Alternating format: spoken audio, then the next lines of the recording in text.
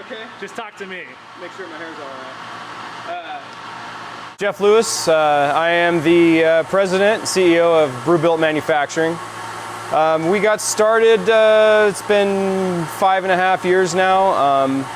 I really got into this business for the love of beer, honestly. I was a stainless steel manufacturer, touring in bands, playing guitar, and brewing beer at home. And so back in the 90s, there really wasn't any equipment for homebrewers. So you really had to get in your garage, break out the tools and build what you needed. Or go to like Macy's or somewhere and buy a kettle, you know, like a pot, a big soup pot. So being in stainless steel manufacturing, I was able to start building some of my own equipment, and really had a lot of friends that I slowly started building parts for. And then eventually, you know, a brewer friend would say, hey, my buddy owns a brewery and they need a racking arm built for a tank. And I'm like, oh, I can do that. And it literally started that way and just and took off. You know, and when 08 happened, I really was forced to go out on my own and start getting this stuff done, and you know, really feed my family. So I was living in Portland, Oregon for a while at that time, and which was a great place to be to get started. There were so many breweries around for me to hit up that it was easy for me to get work. And you know, then I was making small, you know, 3-vessel systems for like home brewers. I mean, it really started getting out of control. You know, I was doing everything I could to make a system for a kind of home brewer, just like a commercial system with all the features. And you know, at some point I wanted to move back to Nevada City and raise my family out in the area. And so we moved back and started BrewBilt Manufacturing. And we've really been all about quality, customer service, you know, me being a brewer, understanding the processes that brewers need and want, why they want certain features and why they don't like others, what's important to them. I feel like it really gave me like an edge to our equipment. And after building a few systems and getting feedback from some of our early customers, I feel like we really had something. And it's really just built from there. You know, we try to use the best possible equipment we can. We're not trying to be a budget company. They're not cheap brew houses. We build the best possible equipment we can build in America, which means we source any raw materials we can from American manufacturers, American sources, and that allows us to give the brewer confidence in their system. When they're spending that money, they know they can come back to us and say, you know, if something happens, we know exactly where the material came from. We can call the manufacturer of that material. I mean, we know everybody. So we really have tight grip on our quality. And then the other thing I see that, you know, one of our biggest things that I've really grabbed onto is to be a partner and not just be a supplier. These breweries are needing somebody to call all the time, whether it's our equipment or somebody else's or something. They need a source, and we feel like their success is our success, so I'm there with them all the way. If people are wanting to know where they can get more valves, if it's just butterfly valves, or you know, my cold box blew up, you know, what can I, you know, that kind of stuff. Being in this business so long, I know all the answers to those questions. So it's something I really like to try and stick with and make our customers feel like they have a partner in this situation. Bruce over at Device Brewery in Sacramento has told me, he says, all of us brewers we're maintenance guys first and we're brewers second.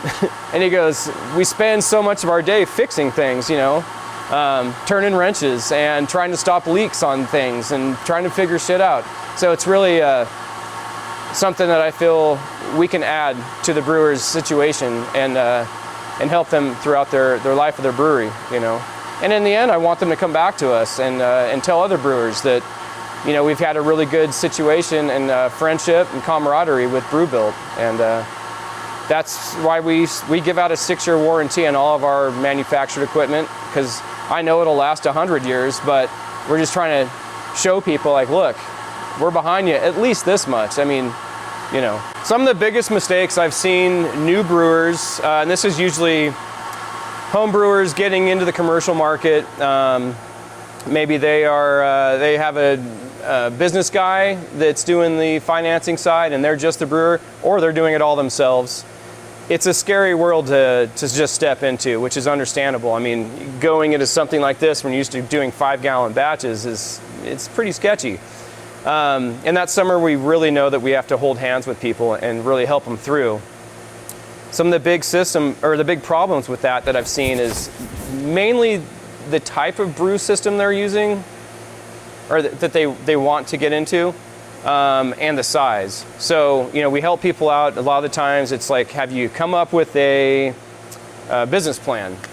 That's the first question usually, because a lot of times, well, not really. Okay, so then that tells me you have no idea what size brew house is going to sustain you and the amount of costs that you're going to have to pay, and, you know, for your system and the life of your brewery. And then the style of system. So, you know, there's 2-vessel, you know, single infusion style, which is the most popular. 3-vessel steam systems with step mashing, decoction. There's so many different variations of these things, and really, we have to really dig into a brewer and find out what's their style of beer that they're going to do. You know, what are they used to doing, and how much beer and what kind of growth they look at doing. Is it going to be they want to open a brew pub and just sell off their own taps? Do they want to do that maybe and then add in some packaging? Are they going to be selling kegs to local restaurants and breweries and bars and stuff? So all of those things really help us focus into what is it that you need to be successful, you know. And those are some of the biggest problems I see.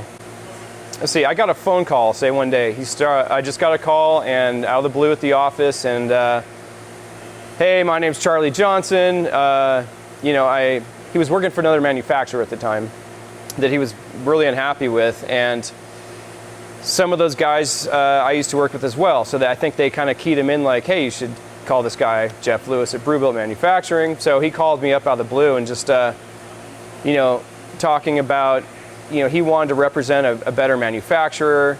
He heard good things about, you know, our quality and our ethos and how we run our business. And so he just straight up called me, you know, and Charlie's a pretty direct guy, which I really appreciate in our friendship these days, you know. So it's funny, is he had no idea where we were at. He didn't really look us up much. I think he just got the number and called. You know, he'd heard a lot of stuff, but he didn't really like dig. And then it ends up that he's like 45 minutes from us, you know. So we were like, holy shit, we get together, have a couple beers and start swapping stories, and we've been friends now for about 3 years, and we've had a lot of adventures and gotten a chance to help him build his brewery. Just not only an amazing friend, but one of the smartest brewers I've ever met.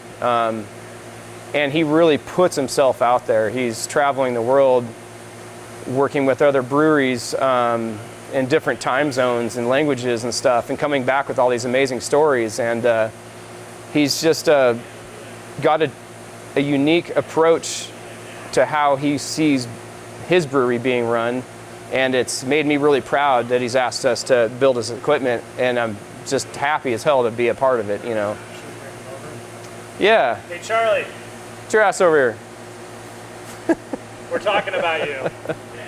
Drinking his beer, by the way. It's about the best IPA I've had in months. Come on over, kneel over by Jess so we can get you on. You gonna be able to get back up? I don't know. We had a mutual business that he had started that I ended up working at, and shared similar path histories with experiences with people in the brewing industry, and I kind of just hit him up through one person one day, and we just started talking, and kind of our ethics totally lined up on what I thought a brewer would want out of an equipment company. Is really what it was. You guys want to do a tour of the system and I'll kind of follow? Yeah, sure.